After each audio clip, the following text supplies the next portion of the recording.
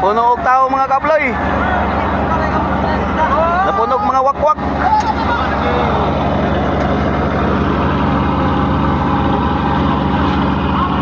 Basta nagka-crash siya mga kabloy, mapuno yung unay kwan tao.